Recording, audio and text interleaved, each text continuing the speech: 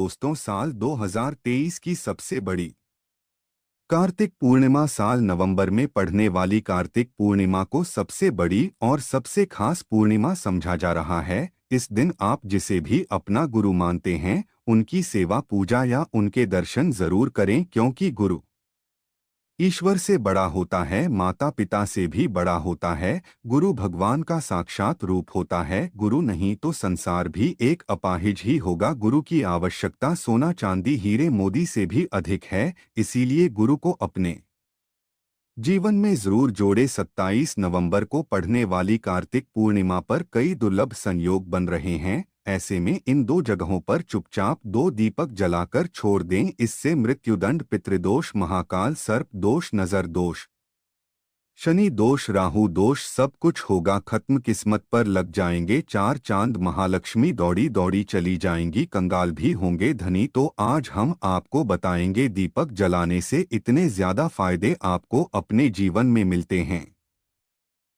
और किस तरह आपको दीपक जलाना चाहिए, कौन सी दिशा में, जिससे आप बहुत ज्यादा तरक्की हासिल कर सकें और अपने जीवन में सभी बाधाओं को खत्म कर सके। सबसे पहली बात तो आपको ध्यान में रखनी चाहिए कि अपने घर के मंदिर में रोजाना ही दीपक जलाना चाहिए। कभी भी ऐसा नहीं होना चाहिए कि आपने दीपक जलाया हो, क्योंकि घर के मंदिर में रोजाना दीपक जलाना बहुत ही जरूरी होता है। इसी से आपके घर से सभी नेगेटिव एनर्जी बाहर निकलती है।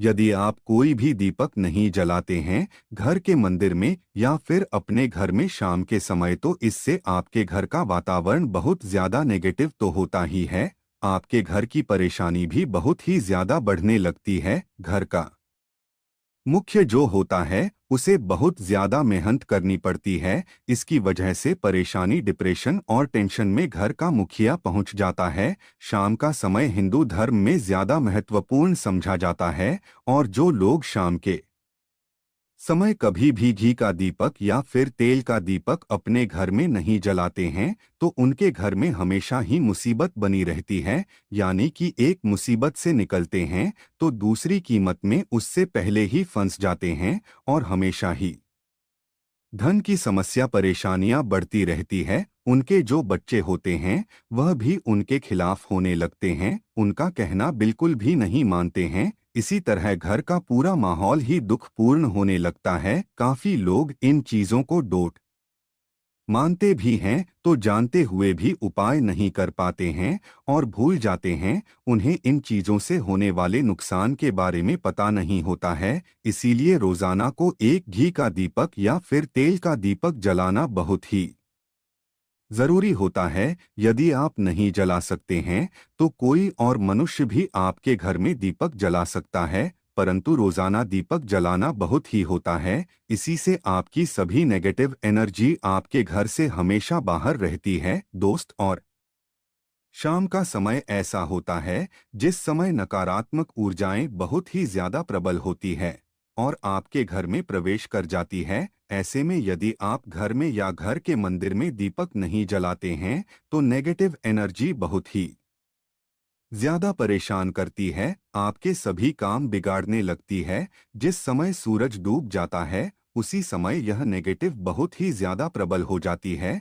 उसी समय आपको मुंह हाथ पैर धोकर दीपक जलाना चाहिए। यदि आप खुद नहीं कर सकते हैं तो कोई और मनुष्य भी आपके लिए ऐसा कर सकता है। दोस्त, अब जिस घर में बहुत सारे लोग बीमार रहते हैं या फिर बीमारी कभी भी ठीक नहीं होती है, तो ये भी एक संकेत होता है आपके घर में बहुत ज्यादा नकारात्मक ऊर्जाएं हैं जो परेशानियों को, बीमारियों को, मुसीबतों को बहुत ही ज्यादा बढ़ा रही है। सभी चीजों को खत्म करने के लिए आपको अपने घर में जब सूरज ढल जाता है तो उस समय घी का दीपक या फिर सरसों के तेल का या फिर तिल के तेल का दीपक भी पूर्व दिशा में आप चला सकते हैं।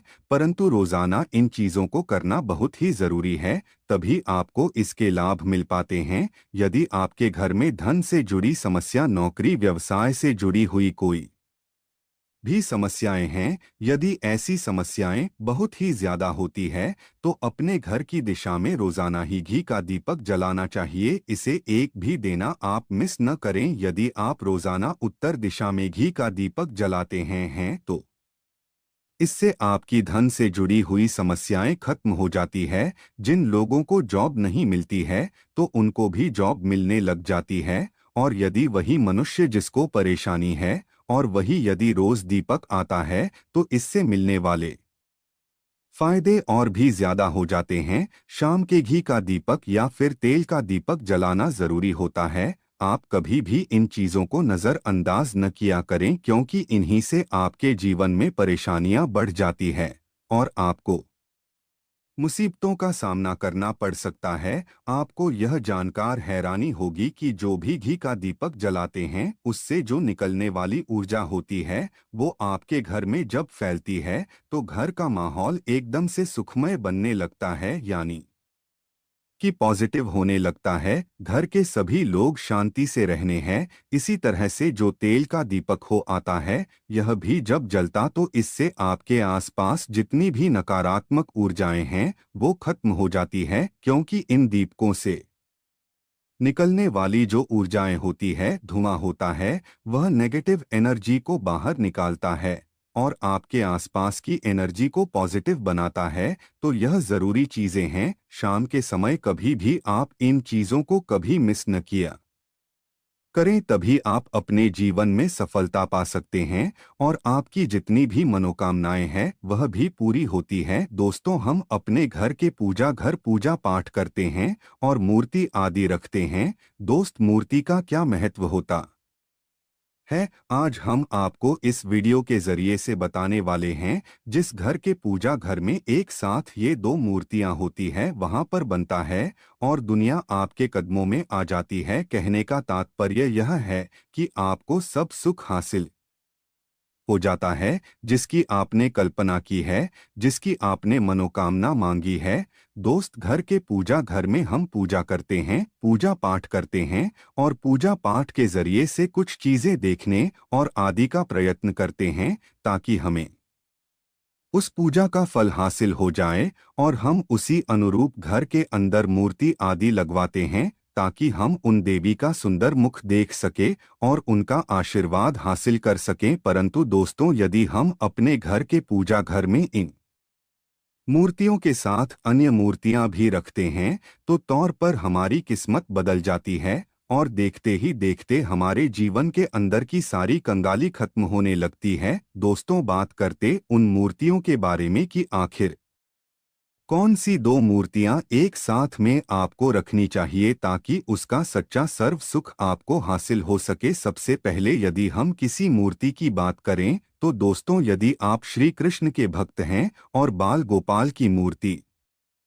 रखते हैं तब आपको भगवान कृष्ण के साथ माता रानी राधा जी की मूर्ति भी आपको जरूर रखनी चाहिए। दोस्त, या भगवान कृष्णा की यदि आपके घर में तस्वीर है तो उसके साथ राधा जी की भी तस्वीर संयुक्त जोड़े के रूप में को लेकर आनी चाहिए। दोस्तों, यह प्रेम और एकता की एक ऐसी अनोखी मिसाल है कि जिस घर इन दोनों की तस्वीरें होती है तो समझ लीजिए उस घर के अंदर किसी भी तरह का गृहक्लेश नहीं होता है। दोस्त, और पति पत्नी परिवार जनों के बीच परस्पर प्रेम रहता है और घर में धन धान्य में अपने आप ही वृद्धि होती है। इसीलिए यह जरूरी समझा गया है, यदि आप भी इन मूर्तियों को रखते हैं तो निश्चित तौर आपके जीवन में अपने आप ही फायदा हासिल हो जाएगा। दोस्तों, कई लोग अपने घर में माता लक्ष्मी की पूजा करते हैं तो सोचा है कि भगवान विष्णु की भी पूजा करें या ना करें, या फिर उनकी मूर्ति साथ में रखें या ना रखें। दो हमेशा भगवान श्री विष्णु जी और माता लक्ष्मी की पूजा को एक साथ करनी चाहिए। दोस्त, देवाधिदेव महादेव भगवान विष्णु और भगवान ब्रह्मा जी तीनों ही देवताओं को सर्वशक्तिमान देवता समझा गया है और त्रिदेवों में भगवान जी को पूजा जाता है। तो यदि आप अपने घर के पूजा घर में लक्ष्मी नारायण जी की संयुक्त रूप में पूजा करते तो निश्चित तौर पर आपके घर में दिन दुगनी रात चौगुनी वृद्धि देखने मिलती है। दोस्तों, तो इसीलिए आप भगवान विष्णु जी के साथ माता लक्ष्मी जी की पूजा करें। यदि माता लक्ष्मी की अकेली तस्वीर है तो आपको उनके बाएं तरफ भगवान श्री गणेश और भगवान श्री कुबेर जी की मूर्ति या तस्वीर अपने घर के मंदिर में जरूर लगानी ही चाहिए। यदि आप माता लक्ष्मी जी के बाएं तरफ भगवान श्री गणेश जी की मूर्ति लगाते हैं या तस्वीर लगाते हैं, आपको निश्चित तौर पर लाभ हासिल होता है और देखते ही देखते जीवन के अंदर की कंगाली खत्म होने लगती है और धन प्राप्ति के लिए आपको लक्ष्मी गणेश जी की संयुक्त रूप से पूजा करनी चाहिए। समझा जाता है माता लक्ष्मी धन दे दी है तो भगवान श्री गणेश रिद्धि सिद्धि का भंडार और वृद्धि का विकास करते हैं, इसी वजह से इनकी पूजा मानी गई है।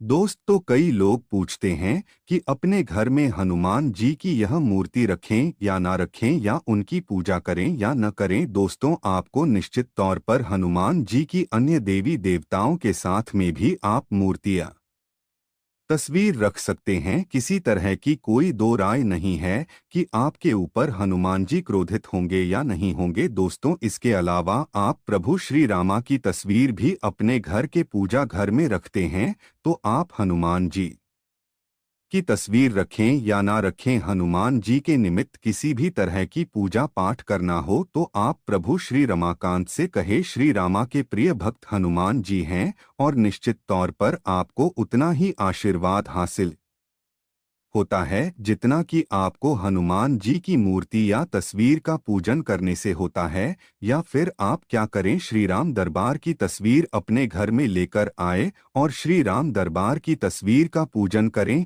या उनकी मूर्तियां उनके किसी तरह की कोई चीज आपके पास है तो आप उनका पूजन करें। इसमें सारे देवताओं को आपको हासिल हो जाता है।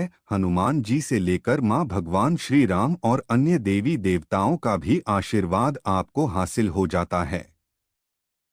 तो निश्चित तौर पर अपने घर के पूजा घर में एक साथ आप यह तस्वीर रख सकते हैं। आपके जीवन में राजयोग की प्राप्ति हो जाती है। दोष इसी तरह यदि आप अपने घर के पूजा घर में या किसी अन्य स्थान पर यदि कोई तस्वीर रखना चाहते हैं और उसे लगाकर अपने घर में लाभ करना चाहते हैं तो अपने घर में या पूजा घर में आपको निश्चित तौर पर त्रिदेवों की तस्वीरें या मूर्ति ही स्थान पर लाकर जरूर रखें। ब्रह्मा, विष्णु और महेश, इन तीनों की संयुक्त रूप से इनकी एक साथ तस्वीर अपने घर के मंदिर में या अपने घर में कहीं भी लाकर रख देनी चाहिए। समझा जाता है कि इन तीनों देवताओं के एक साथ दर्शन करने मात्र से हमारे बड़े से बड़े विघ्न और बड़े से बड़े कष्ट ऐसे ही खत्म हो जाते हैं। इसी इन तीनों के साथ में तस्वीर या मूर्ति लाकर आपको पूजा जरूर करनी चाहिए। दोस्तों, अब बात करते हैं कि कुछ ऐसी तस्वीरें होती है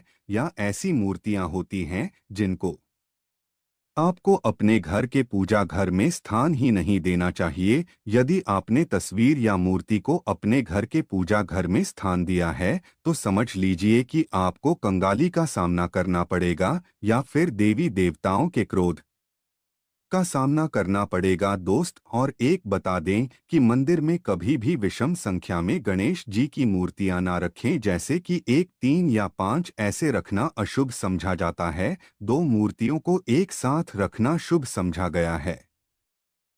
यदि आप सिर्फ गणेश जी की मूर्ति रखते हैं तो इसके अलावा किसी भी तरह की मूर्ति आपको नहीं रखनी चाहिए। दोस्त, और इन्हें स्थापित करते वक्त ध्यान दें कि गणेश जी का चेहरा हमेशा घर के मुख्य दरवाजे की तरफ होना चाहिए ताकि आपको अच्छे और सच्चे लाभ की प्राप्ति हो। और इस बात का ध्यान कि घर में अंगूठे से बड़े आकार का शिवलिंग आपको भूलकर भी नहीं रखना चाहिए।